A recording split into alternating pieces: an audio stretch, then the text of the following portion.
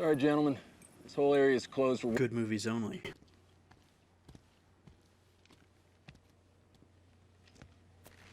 Afraid that goes for you too, Colonel, sir. The Pentagon sent out revised...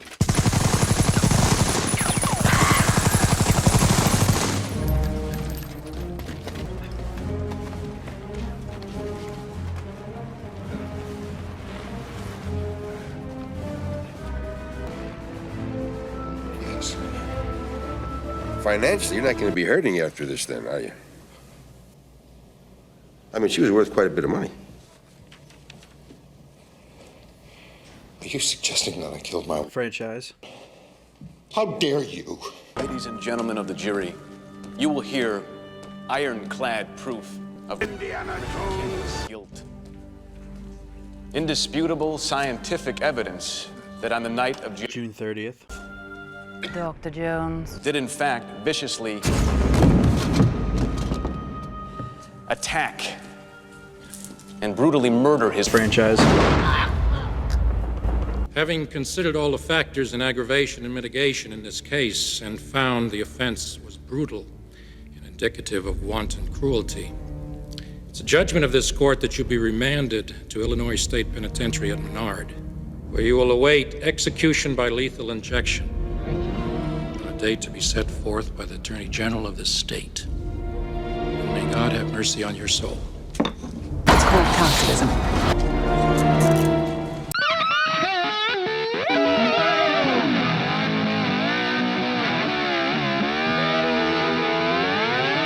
You're listening to Duck Dust FM. Dread it, run from it, delay it, reshoot it, delay it some more times, say everything's cool. Destiny arrives all the same. And it did early yesterday, just over a month after the tactically idiotic release at Cannes. And the final result of 15 agonizing and pointless years of waiting was, much like The Flash, just about what we all come to expect for something that's gone through countless creators, plots, and a little less than an infinite amount of endings. 89% pure junk. Why only 89% bad? Well, I'm nothing if not fair, even to movies that tear my soul apart like this one. So, much like the plot of the movie, we'll have our microscopic expensive steak before our faces get shoved into a Spam cake with no frosting. So saddle up! We open in 1945 Europe, near the end of the war, in a less fun remake of the Kelly's Heroes opening, where the iconic Paramount logo fade has now just been turned into the Lucasfilm logo fade, just so you know who's responsible for what comes after the opening sequence. A young Indy has been captured by the Nazis with his colleague, having been trying to recover the spear that stabbed Jesus. And once again, I'll give credit, the de-aged Indy looks pretty great. I wish we could have gotten an entire movie with him, but there are more pressing matters. It's filled with awe and excitement and... Indy is being hung and miraculously escapes, having only broken his neck 8 times. He boards and fights his way through a treasure-filled train before discovering the dial of Archimaguffinness in the hands of Nazi scientist Mads Mikkelsen. And after some decent action, the train crashes and Indy and Basil escape with the dial. Wow, I misjudged them. There was no annoying Fleabag, senile old Indiana Jones, and chopped up bullshit. We defeated Kennedy. What the hell is that thing? Now we find ourselves, much like Indy, completely out of place in a time period that doesn't fit the franchise at all, the late 60s. It was kind of pushing it already with Indy fighting greasers and Crystal Skull, but this era doesn't work with the Golden Age of Discovery era like the originals do. Our first look at the new Ancient Indy is quite literally him being woken up by the acid-induced blare of Magical Mystery Tour, where Indy, wrinkly old body on full display, grabs his bat and yells at those damn kids to turn it down. Indy is now a professor at Hunter, no longer Marshall, and one of his students is a 40-year-old, 20-year-old, Phoebe Waller Burning Bridges. Seriously, watch Kelly's Heroes instead. And she knows the answer to every single question and starts her movie-long mission of belittling Indy at every chance. They meet at a bar and she tells him she's his goddaughter and she's after the dial, not to preserve history like her father wanted, but purely for fortune and glory. Yes, how noble. So after reading Indy the Lucasfilm pitch meeting transcript about how she's gonna coax him into a final adventure that really is only so she can get what she wants and replace him, they are chased by Mads Mikkelsen's cartoonish, not CIA, Get it? That's not funny! Henchman threw a parade for the Apollo astronauts, and after they recover the dial from storage, she instantly betrays him, having gotten what she wants, foreshadowing the future of the character. Speaking of that, there is a very prevalent attempt to subconsciously fuse the characters of Indy and Fleabag together, as I'll get to soon enough. But the one where the henchmen go on the roof and look down on the person they're after who's running through a parade is a shot-for-shot remake of the scene from The Fugitive. Only this time, Richard Kimball is Fleabag. Take that how you will, but seriously, go watch that scene before you see the movie. It has the same music and everything. Tell me what you think. I kinda doubt it's just an homage. Anyway, so they escape after some horse on the subway bullshit and are saved by Sulla, who they've made a cab driver. Oh, wait, you serious? Let me laugh even harder. I was reliably indoctrinated that Disney has long moved past stereotypes, but oh well. Then, after another botched indie staple in the traveling map, we find ourselves in a bar in Morocco where Fleabag is selling the dial to the highest bidder, and Indy comes to take it back just as Mads Mikkelsen arrives, and we get a shootout in the capitalism line. Fleabag and Not Short Round escape on a rickshaw, but not before Indy, after telling the cops responding to the gunfire to fuck off, and they just do, follows them. During said rickshaw chase, Fleabag calls herself beautiful, daring, and self-sufficient while deriding Indy. Yes, queen!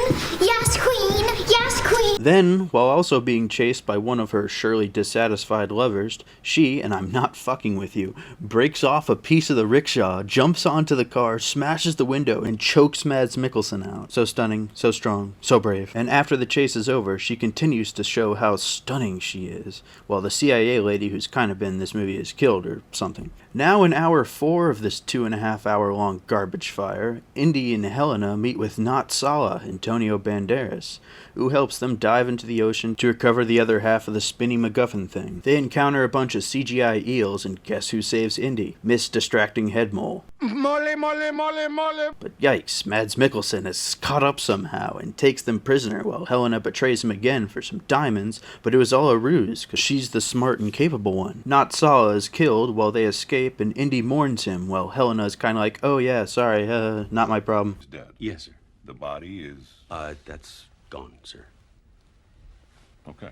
They go to Syracuse, no, not the one from New York, as they make a joke about, and Not Short Round instantly gets captured by running into the bad guys in the entire city. Indy and Fleabag go to the tomb of Archimedes and find the dial, trailed by Mads Mikkelsen, who eventually catches up to them and sets the dial to go back in time and kill Hitler so he can take his place. Just slow it down. I'll shoot Hitler out the window. They are set to fly into the space-time rift, but the math genius Voller forgot about continental drift, and they end up in Roman times during the siege of Syracuse.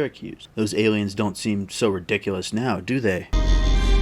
No, they still do. So they decide to fly low and are shot down by the Romans, while Not Short Round still has a functional plane. With Voller dead, Indy wounded, and the rift closing, Indy meets Archimedes and is so enthralled by the living history that he decides to stay in the past in what would have been perhaps a touching scene reminiscent of Endgame, had there not been a 200 decibel Fleabag air raid siren going the entire time.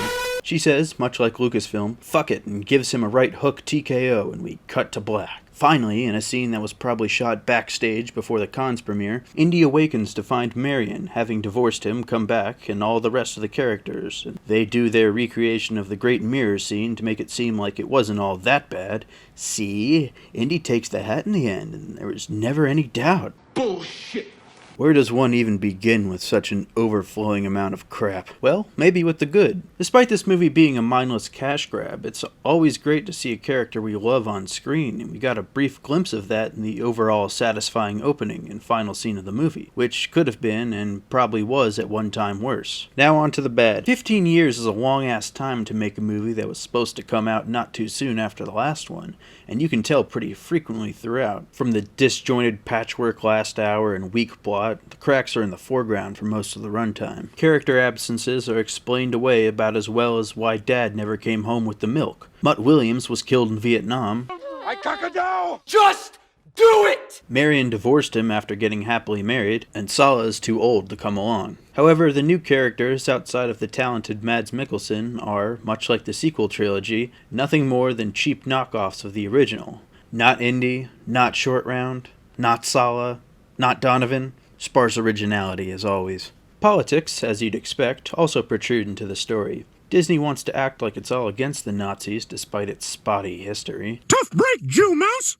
Yet, as everyone is all rightfully for punching Nazis, I suspect the ones they mean are the ones that don't line up with the company ideology, or as they hint in the film, Nazis from Alabama. Roll Tide! The movie also comes off more as an Indiana Jones versus the Nazis plot with the artifact in the background, rather than being about chasing the artifact in a race against the Nazis like its far superior predecessors. However, the worst offense of all, as you probably guessed it, isn't even the decrepit old butt of everyone's joke shell of Indiana Jones. And what do you look like Indianapolis Jones? But his new insufferable replacement. You thought Ray and Captain Marvel were the dictionary definitions of annoying Mary Sue? They now have company. In one clusterfuck of a movie, Kennedy's puppets somehow managed to make a character without the charm of Marion, more annoying than Willie Scott, have more misguided hubris than Elsa Schneider, and as good to look at as the alien from Crystal Skull. Fuck! Helena Fleabag takes what still wouldn't have really been a good movie and drags it into the depths of $300 million in the whole hell. Even the French couldn't contain their hatred. She's the exact unlikable know-it-all with no redeeming features we've come to expect from every Kennedy project, and it's on full display in each scene she's in. She constantly reminds us in Indy how amazing she is, grows superhuman strength and agility, knows the right language to translate. Indy tells her he's seen some crazy shit in his time, to which she says she also has, and the only thing worth it is cash. Way to say the quiet part out loud, Kathy. She digs at capitalism, but is the biggest capitalist in the story. I'm glad they changed the catastrophic ending they had planned, but if they had their way, it'd be right up there with everything else and fit like a glass slipper with the rest of the movie. Thank God we were spared. I never said thank you.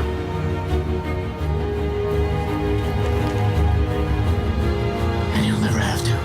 But we can take some solace in the fact that the pain is now over and hope that Kennedy will feel repercussions for this atrocity, hopefully this time with her job, yet I wouldn't hold out hope. Lucasfilm, named after its genius allfather who transformed adventure serials of the 40s into stories for the ages, was destined to never falter at finding its way into the hearts of millions. Yet as we've seen for the last 15 years, and with this film, destiny is something that only is truly achieved with vision and will. When those are absent, as it'll one day come for Kathleen Kennedy's empire, fate soon follows. Fucking like and subscribe for duck's sake. The Duke. Duck, I said.